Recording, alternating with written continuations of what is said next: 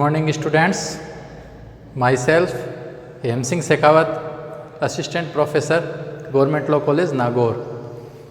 Civil procedure code, हम लोग जो सब्जेक्ट देख रहे हैं वो है सिविल प्रोसीजर कोड,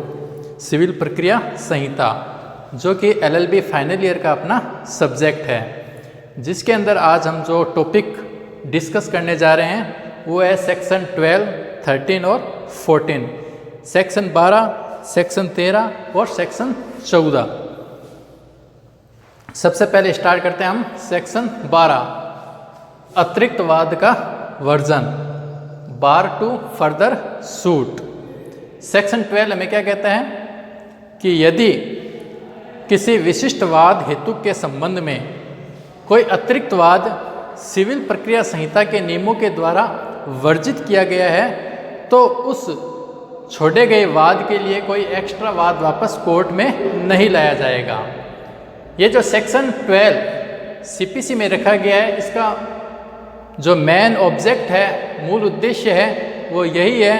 कि जो अनावश्यक रूप से न्यायालय के समक्ष बार बार वाद लाए जाए उनको रोका जाए, वादों की बहुलता को कम किया जाए। CPC के सेक्शन 12 में अतिरिक्त जो वाद का वर्जन है कि किसी विशिष्ट वाद हेतु के संबंध में यदि कोई अतिरिक्त वाद सिविल प्रक्रिया संहिता के नियमों के द्वारा वर्जित किया गया है तो उस छोड़े गए वाद के लिए पुनः वाद नहीं लाया जाएगा। तो सिविल प्रक्रिया संहिता के अंतर्गत वह कौन सी परिस्थितियाँ है जहाँ पर सेक्शन 12 अप्लाई होगा, उसके लिए ये 4 ऑर्डर्स हैं, जिसमें ये बताया गया है कि जहाँ कोई वादी अपना वाद छोड़ देता है तो उस छोड़े गए भाग के लिए वह पुनः वाद नहीं लाएगा। सबसे पहले हम देखते हैं ऑर्डर 2 रूल 2, आदेश 2 नियम 2।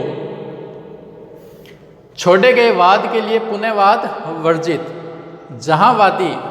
अपने दावे का कोई भाग छोड़ देता है तो वह उस छोड़े गए भाग के लिए पुनः न्यायालय में कोई वाद संस्थित नहीं करेगा। फॉर एग्जाम्पल, यदि किसी वादी को न्यायालय में अपना वाद लाना है और न्यायालय की अधिकारिता के अंदर उसे अपना वाद लाने के लिए वाद के किसी भाग को छोड़ना पड़ता है तो वह बाद में स्वेच्छा से अपने जो छोड़ा गया भाग है उसके लिए पुनः वाद नहीं ला सकता। सेकंड ऑर्डर 9 रूल 9, आदेश 9 रूल 9, वादी की चूक के कारण वाद का खारिज। यदि वाद की सुनवाई के लिए नियत किए दिन प्रतिवादी उपस्थित है और वादी न्यायालय में उपस्थित नहीं है तो वादी की अनुपस्थिति के कारण यदि न्यायालय वाद को खारिज कर देता है तो खारिज करने के पश्चात वादी उसी वाद हेतु पर पुनः वाद न्यायालय में नहीं ला सकता। हालांकि वादी के पास में यह विकल्प है कि जो वाद को खारिज किया गया है वो उस वाद के खारिज को अपास्त निरस्त करने के लिए वापस न्यायालय के समक्ष आवेदन पेश कर सकता है, और यदि वादी न्यायालय को ये संतुष्ट करा देता है कि सुनवाई के लिए नियत के दिन उसकी न्यायालय में अनुपस्थिति के लिए कोई पर्याप्त कारण था तो न्यायालय ने जो वाद को खारिज किया है उसको अपास्त कर सकता है। थर्ड ऑर्डर 22 रूल 9, आदेश 22 रूल 9, वाद के उपशमन से नया वाद वर्जित। मीन्स जहां वादी के द्वारा वाद लाया जाता है और सुनवाई के दौरान वादी की मृत्यु हो जाती है और उसके स्थान पर उसके विधिक प्रतिनिधि को मामले के अभिलेख पर नहीं लाया जाता है तो ऐसी कंडीशन में न्यायालय के द्वारा वाद का उपशमन किया जा सकता है, और वाद का उपशमन करने के पश्चात वादी का जो विधिक प्रतिनिधि उसी वाद हेतु पर पुनः न्यायालय के समक्ष वाद नहीं ला सकता। वाद के उपशमन के आदेश को निरस्त करने के लिए, अपास्त करने के लिए हालांकि वह आवेदन कर सकता है। फॉर ऑर्डर 23 रूल 1, वाद का प्रत्याहरण, यदि वादी के द्वारा न्यायालय में वाद संस्थित किए जाने के पश्चात न्यायालय की अनुमति के बिना अपने वाद का प्रत्याहरण, वाद को वापस ले लिया जाता है तो ऐसी कंडीशन में भी वादी उसी वाद हेतु पर पुनः वाद नहीं ला सकता। तो ये सेक्शन 12 अतिरिक्त वाद का वर्जन हमें बताता है, जिसके लिए 4 कंडीशन बताई गई है। यदि इन कंडीशन में से किसी भी कंडीशन के कारण वादी ने अपना वाद लिया है वापस, या वाद को खारिज किया गया है, या वाद का उपशमन किया गया है, तो वादी उसी वाद हेतु पर पुनः वाद नहीं ला सकता। Next section 13। सेक्शन 13 हमें क्या कहता है? विदेशी निर्णय कब निश्चायक नहीं होगा? When foreign judgement not conclusive. विदेशी निर्णय कब निश्चायक नहीं होगा, मतलब कुछ ऐसी कंडीशन बताई गई है जिन कंडीशन के अंदर यदि विदेशी न्यायालय ने निर्णय दिया है तो वह निश्चायक प्रकृति का नहीं होगा। अदरवाइज जो भी विदेशी निर्णय है वो हमेशा निश्चायक माना जाएगा। विदेशी निर्णय कब निश्चायक नहीं होगा, इसको हम देखें उससे पहले हमें यह जानना आवश्यक है कि विदेशी निर्णय क्या होता है। विदेशी निर्णय वह निर्णय होता है जो कि विदेशी न्यायालय के द्वारा दिया जाता है। कोई भी ऐसा निर्णय जो फॉरेन कोर्ट के द्वारा दिया गया है तो वो निर्णय कहलाता है विदेशी निर्णय। सीपीसी के सेक्शन 2 सब क्लोज 6 के अंदर विदेशी निर्णय की डेफिनेशन दी गई है, और सेक्शन 2 क्लोज 5 के अंदर विदेशी न्यायालय को परिभाषित किया गया है। विदेशी न्यायालय मीन्स ऐसा कोई भी न्यायालय जो भारत राज्य क्षेत्र के बाहर स्थित है, अथवा ऐसा न्यायालय जो केंद्र सरकार के द्वारा ना तो स्थापित किया गया है और न ही केंद्र सरकार के द्वारा प्रशासित है, वह न्यायालय विदेशी न्यायालय कहलाएगा। विदेशी निर्णय निश्चायक प्रवृत्ति का होगा यदि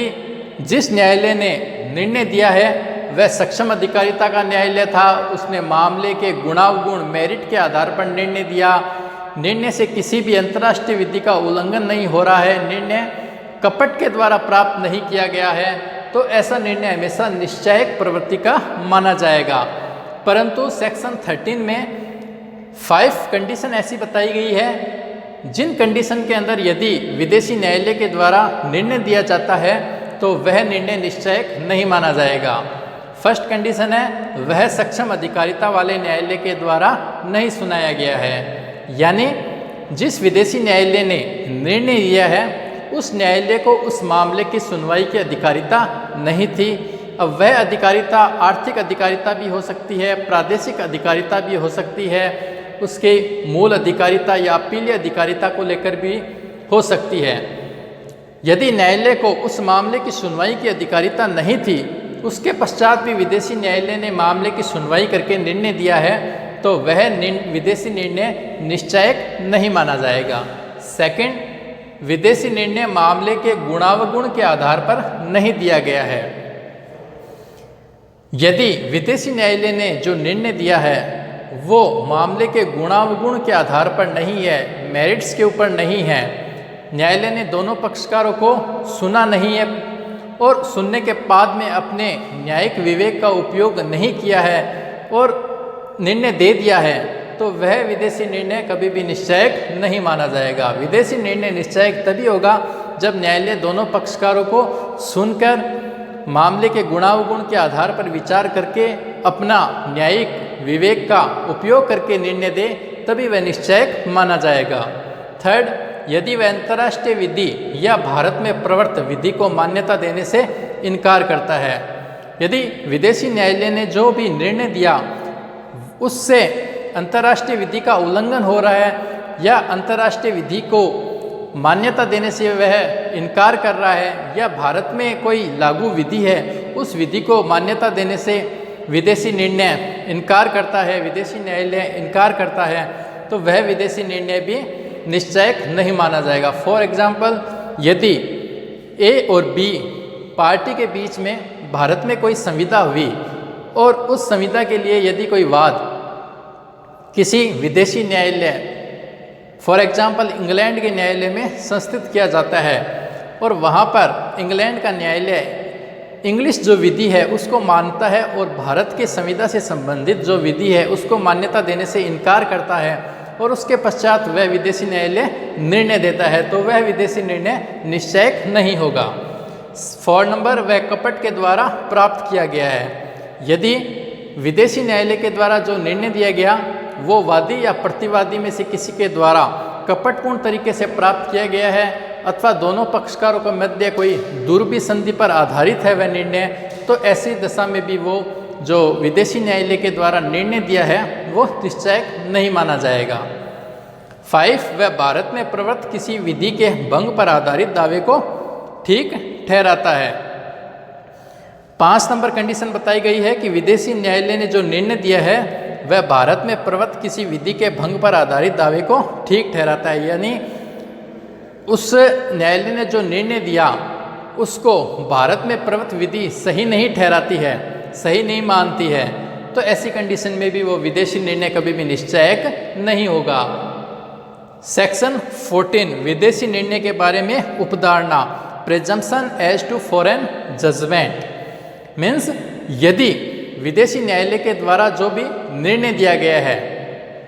उस निर्णय के संबंध में यदि किसी भारतीय न्यायालय में उस विदेशी निर्णय की सर्टिफाइड कॉपी प्रमाणित प्रति पेश की जाती है तो न्यायालय उस विदेशी निर्णय के बारे में क्या उपधारणा करेगा कि वह विदेशी निर्णय सही है। भारत के न्यायालय में जब भी किसी विदेशी निर्णय की प्रमाणित प्रति पेश की जाती है तो न्यायालय उसके सही होने की उपधारणा करेगा जब तक कि इसके प्रतिकूल कोई बात साबित न कर दी जाए। तो ये हमने आज सेक्शन 12, 13 और 14 के बारे में डिस्कस किया।